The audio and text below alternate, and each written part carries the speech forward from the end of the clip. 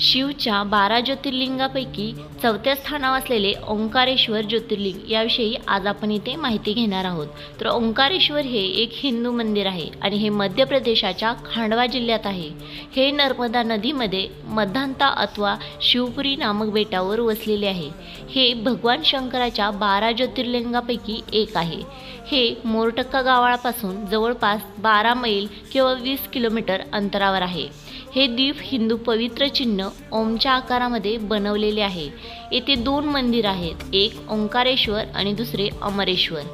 ओंकारेश्वर डोंगर नर्मदा नदीकाठी असून त्याचा आकार ओम सारखा आहे।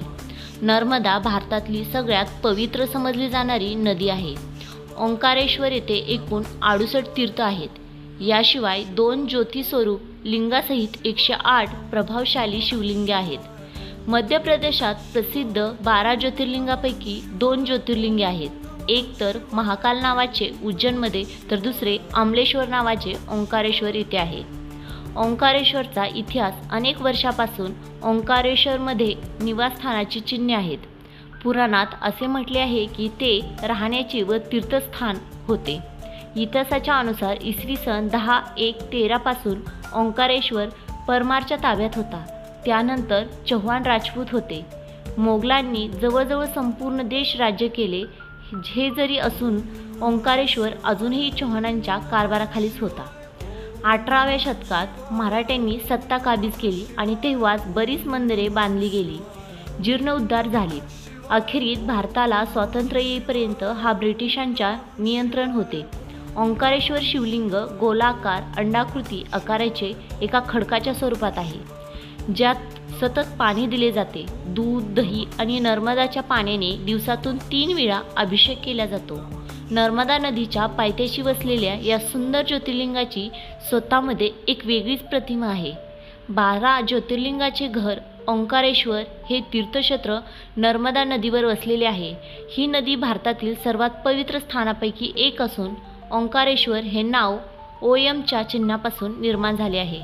नर्मदेच्या सभोवतालच्या डोंगराचा हवाई दृश्य पाहिल्यास ओमद्वारे तयार झाले आहे। पुराणानुसार सतयुगात श्रीरामाचे पूर्वज ओंकारेश्वर बेटावर इक्ष्वाकू घराण्याच्या माथांडाचे राज्य तेव्हा नर्मदा नदी तेजस्वी झाली। सतयुगात बेटाने एका विशाल चमत्कार रत्नाचे रूप धारण केले। त्रेतायुगात ते सोन्याचे डोंगर होते, द्वापर युगात ते तांब्याचे होते आणि कलियुगात ते एका खडकाचे रूप झाले। ओंकारेश्वर ज्योतिर्लिंग हे नर्मदामधील एक बेट ओंकार माउंटवर एक शिव मंदिर आहे। हे मंदिर अत्यंत श्रद्धेचे स्थान असून 12 ज्योतिर्लिंग मंदिरापैकी एक ज्योतिर्लिंग आहे। नर्मदाच्या दक्षिणेकडील काठावरील मामलेश्वर नावाच्या दुसऱ्या मंदिरालाही महत्त्व असून ज्योतिर्लिंग स्रोत ओंकार मामलेश्वरम मध्ये दिसते। ओंकारेश्वरमध्ये ज्योतिर्लिंग मामलेश्वर मंदिर आहे। मामलेश्वरचे प्राचीन नाव अमरेश्वर आहे। बहुतेक अभ्यासक दोन्ही मंदिरांना तितकेच पवित्र मानतात आणि ज्योतिर्लिंगास भेट देतात। मंदिराची रचना कशी आहे तेही पाहूया। मंदिराला एक भव्य अशी असेंबली मंडल असून आकार सुमारे 60 विशाल तपकिरी दगडी खांबावर आहे, जिथे उत्साही फ्रेस्को आणि व्यंग चित्रे दिसतात। हे मंदिर 2 ते 3 मजली असून एका वेगळ्या दैवताचे आहे। मंदिरात नेहमीच भाविकांची गर्दी असते। तुम्हाला हा व्हिडिओ कसा वाटला? 12 ज्योतिर्लिंगापैकी चौथ्या स्थानावर असलेले ज्योतिर्लिंगची माहिती कशी वाटली कमेंट्सद्वारे नक्की सांगा। धन्यवाद।